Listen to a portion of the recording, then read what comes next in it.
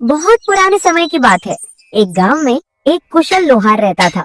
उसके हाथ हर ऐसी वस्तु को बनाने में सक्षम थे जिसकी कल्पना कोई नहीं कर सकता था। मगर उस गांव के लोग बहुत गरीब थे, जिसकी वजह से लोहार को इतना काम नहीं मिल पाता था।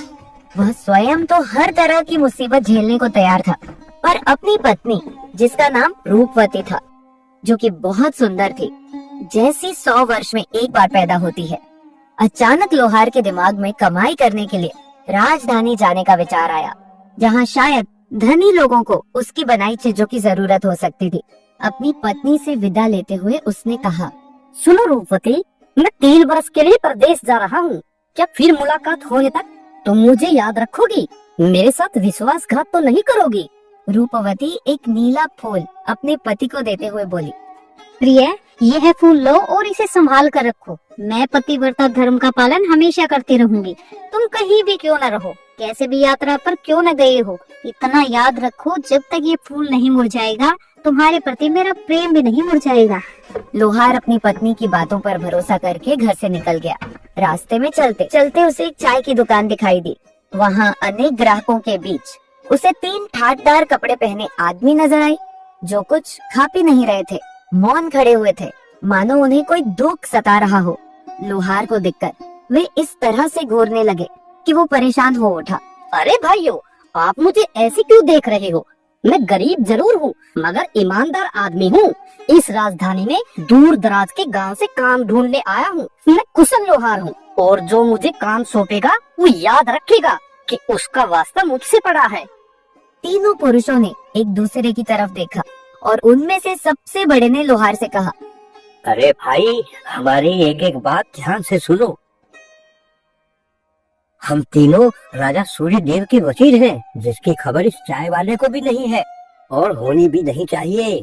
हम समय काटने नहीं, बल्कि एक महत्वपूर्ण कार्य करने के लिए बाजारों, चाय खानों और भीड़ भाड़ वाली जगह के चक्कर काट रहे हैं। राजा ने हमें उसके लिए सोने और चांदी का महल बनवाने का हुक्म दिया है।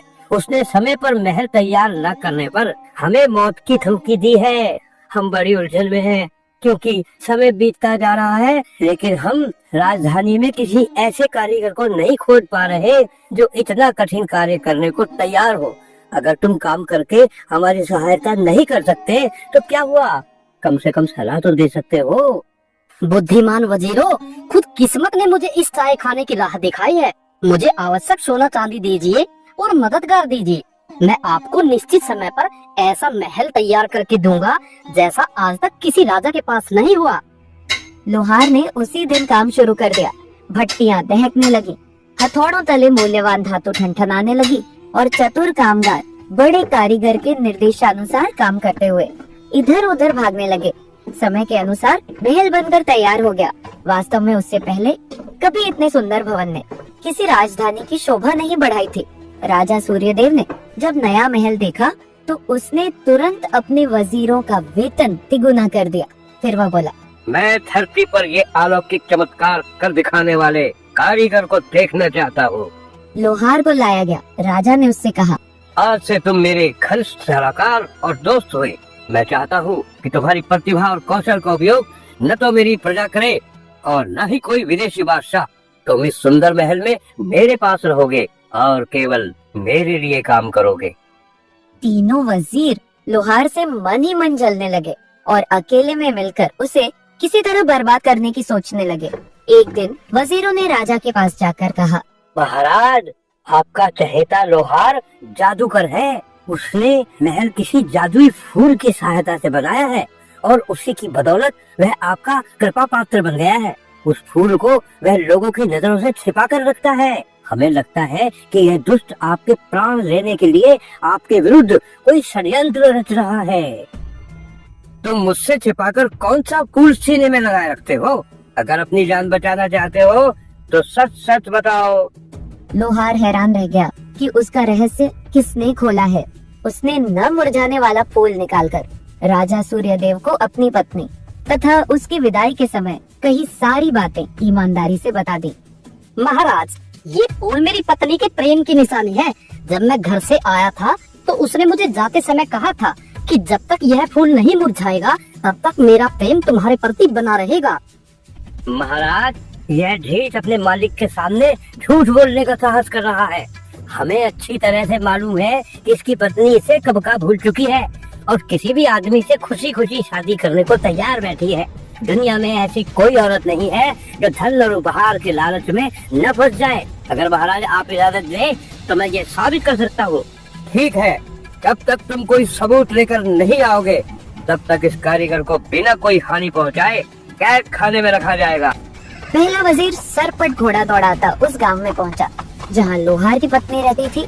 उसने वहां किसी संदिग्ध व्यक्ति से जान पहचान कर ली और उसकी मुट्ठी गर्म करके उसे अपनी योजना बताई। अरे भाई, लोहार की पत्नी जैसी पतिव्रता औरत इस गांव में ही क्या सारी दुनिया में नहीं मिलेगी। इस मामले में केवल रजिया ही तुम्हारी मदद कर सकती है।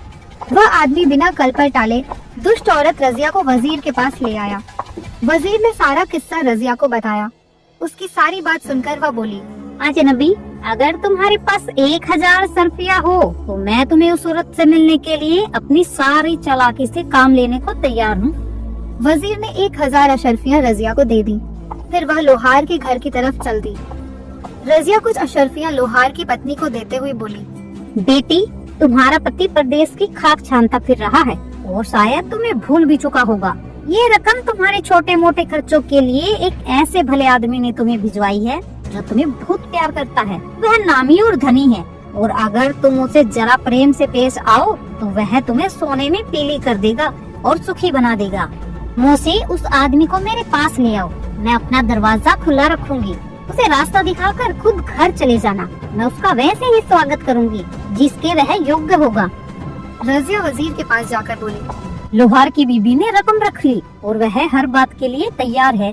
आज की शाम तुम उसके साथ बिताओगे। वजीर अपनी सफलता पर बहुत खुश हुआ। जब अंधेरा हुआ तो वजीर लोहार के घर पहुंचा। रूपवती ने मुस्कान और हंसी मजाक के साथ अतिथि का स्वागत किया। उसे चूल्हे के आगे बिठाया और उसके सामने खाना परोस दिया। किंतु वजीर ने पुलकित होकर खाने की तरफ हाथ बढ़ाया ही था कि जोर से दरवाजे खटखटाने की आवाज आई। वजीर ने घबरा कर पूछा, यह क्या हुआ? लोहार की पत्नी को खटखटाहट का कारण भली भांति मालूम था। उसने दिन में ही दरवाजे पर पति का हथौड़ा लटका दिया था और उस समय रात की हवा उसे हिलाकर लकड़ी से टकरा रही थी। किंतु स्त्री ने खुद भी बुरी तरह डरने का दिखावा किया और जल्दी से बोली, आदरणीय अतिथि, यह जरूर मेरा भाई दरवाजा खटखटा रहा होगा। वह ज्यादा देर नहीं रुकेगा।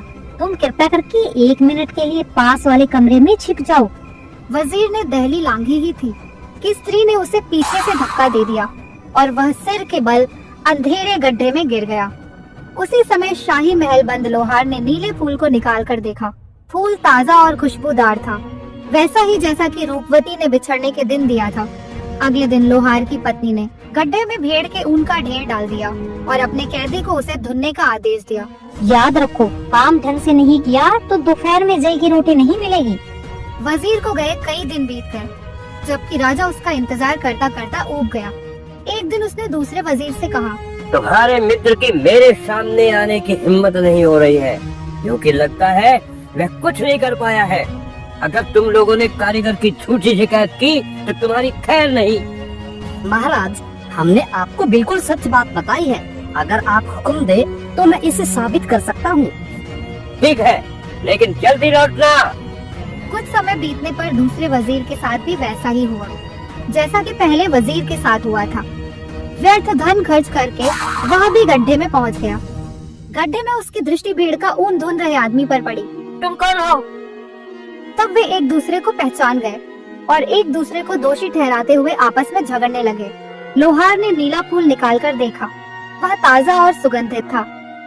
राजा सूर्यदेव ने इस बीच दूसरे वजीर के लौटने की प्रतीक्षा किए बिना तीसरे वजीर को लोहार की पत्नी के पास जाने को कहा।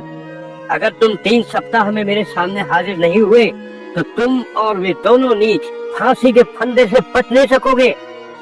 तीसरा वजीर राजा का आदेश पाकर सफर पर निकल पड़ा और शीघ्र ही वह भी बिना कोई सफलता हासिल किए गड्ढे में अपने मित्रों से जा मिला। तीनों एक दूसरे को दोषी ठहराने लगे। उधर एक दिन राजा ने लोहार को अपने सामने पेश करने का हुक्म दिया। मेरे तीनों वजीरों को तुम्हारी पत्नी के पास गए हुए काफी अर्सा बीत गया, पर अभी तक वे लौट कर नहीं आए हैं। मुझे संदेह है कि तुम्हारी पत्नी ने उन्हें अपने जादू से मार डाला है। अगर ऐसा है तो मैं तुम्हारा और तुम्हारी पत्नी का भी सिर कटवा दूंगा। लेकिन अगर वजीरों ने तुम पर झूठा लांछन लगाया है तो उन्हें इससे भी कड़ी सजा मिलेगी। मैं खुद तुम्हारे घर जा रहा हूँ और हाँ, तुम्हें भी मेरे साथ चलना होगा। कुछ समय बाद राजा सूर्यदेव अपने सैनिकों के साथ लोहार के गांव की तरह चल दिए और लोहार राजा को अपने घर में ले आया। राजा ने रूपवती से पूछा, ऐ स्त्री, क्या तुम्हारे पति की गैरहाजिरी में तुम्हारे पास मेरे 3 वजीर आए थे? आपकी उम्र दराज हो गई महाराज, वजीरों की जगह तो अपने राजा के दरबार में होती है, वे गरीब और अकेली स्त्री के घर में क्यों आएंगे? राजा चुप हो गया और अपनी व्याकुलता छिपाने के लिए कालीन को ध्यान से देखने लगा। तुम्हारे पास यह इतना बढ़िया कालीन कहाँ से आया? जहाँ पनाह यह कालीन मेरी नौकरानियों ने बुना है। नौकरानियों ने? लेकिन तुम्हारा पति तो मुझसे कहता था कि वह तुम्हें बहुत गरीबी हालत में छोड़ गया है। नौकरानियां रखने के लिए तुम्हारे पास पैसा कहाँ से आया?